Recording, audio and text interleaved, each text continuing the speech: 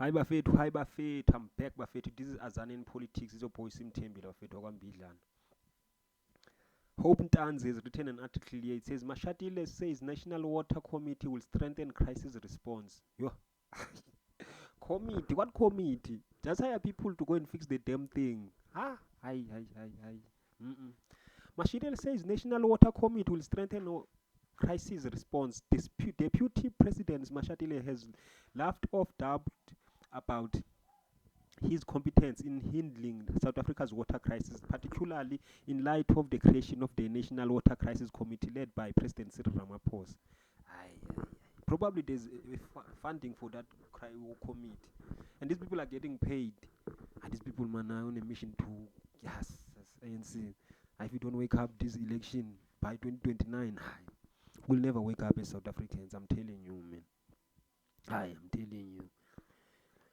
The committee, which was announced in the president's recent State of the Nation address, has raised concerns among opposition members about the deputy president's role in tackling the country's water challenges. Mashatile, in a session of oral questions in the National Council of Provinces (NCOP) on Thursday, firmly rejected the idea that the creation of the new committee was a sign of a loss of confidence in his ability to handle the water crisis.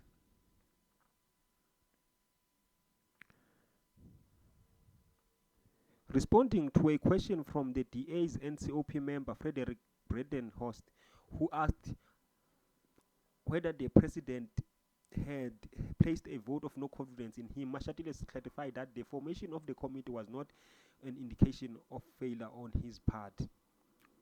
He explained that it was a strategic move to bring together all necessary resources and departments under the president's leadership, particularly to address escalating water shortages in critical areas like Gauteng. If there's no crisis in electricity, there's crisis in water in South Africa in 2024 in President Ramaphosa's leadership, guys. Tumamina to the grave. Mashatile emphasized that the water task team he leads will continue to monitor the situation at the provincial level, and that his role would remain vital in overseeing the water challenges across the country. Sugar, just buy another 154 million house, Manuel. Still the money. I will still be part of it because the water task team will continue with its monitoring role going to provinces.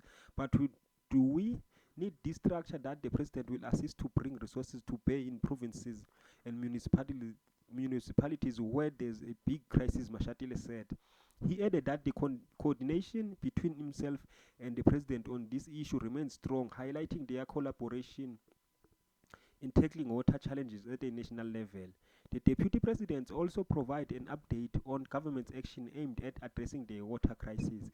He confirmed that the water task team had assessed the impact of abandoning and incomplete water infrastructure projects, identifying that delays have significantly weakened water availability and compromised environmental compliance in certain areas.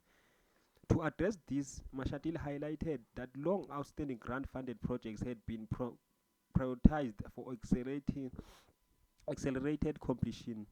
Government has also taken steps to prioritize funding to ensure delayed projects are finalized and water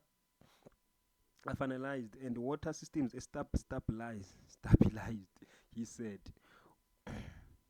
On the issue of criminal syndicates, specifically water mafias that have been sabotaging water infrastructure, Mashatile acknowledged the challenge and stated that the government was tightened policy reforms to address these issues.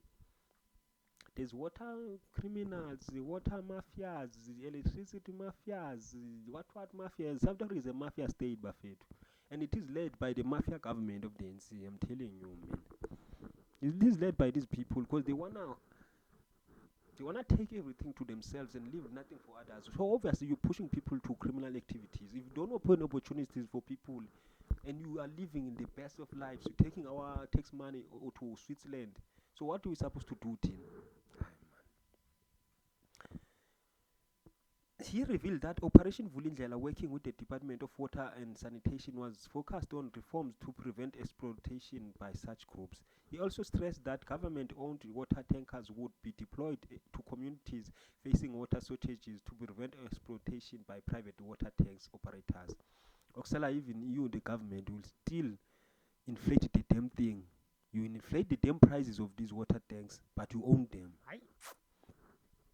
Or do you use your service providers, your so-called service providers that are owned by your girlfriends and your kids and stuff? Yeah, I mean, the president indicated recently that where there are challenges of water, government itself must have its own water tankers. Mashatile said, turning to the provinces, the deputy president outlined specifically measures in place to combat water shortages. In Gauteng, Mashatile shared that the government had approved increased water abstraction from the integrated Vaal River system to support rainwater in restoring reservoir levels. Further steps included the acceleration of leak reduction and infrastructure repairs. Mashatile also visited the Carlsworth Reservoir construction site in Midrand, where a new 20 million litre reservoir is expected to be completed by 2027, aimed at stabilizing long-term water supply in the area. Probably the private sector doing these things. You know how the private sector does things. They might talk bad about the private sector in South Africa. They said that it's owned by white people, white monopoly capital, but they doing things the right way. They corrupt there and there, but not at the scale where the government is corrupt with public purse. Once it starts operating, it will give them a guaranteed supply of the next 20 years, Mashatile said of the project. In the Eastern Cape, KwaZulu-Natal and Western Cape, government efforts are focused on accelerating bulk water projects, reducing non-revenue water, and improving intergovernmental coordination to tackle the crisis. Mashatile also responded to the concerns about aging infrastructure, which has contributed to the significant water losses in municipalities. This is across all board.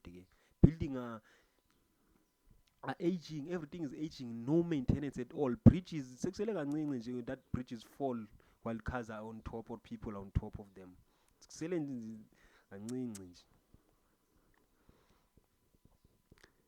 He acknowledged we are intervening to ensure those projects are completed and that critical infrastructure is brought to completion, he said, emphasizing the importance of municipality planning for the long term.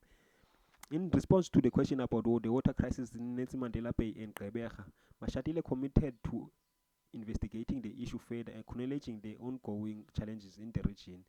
He incited the example of intervention in the Eastern Cape, such as the use of boreholes in rural areas to supplement the water supply.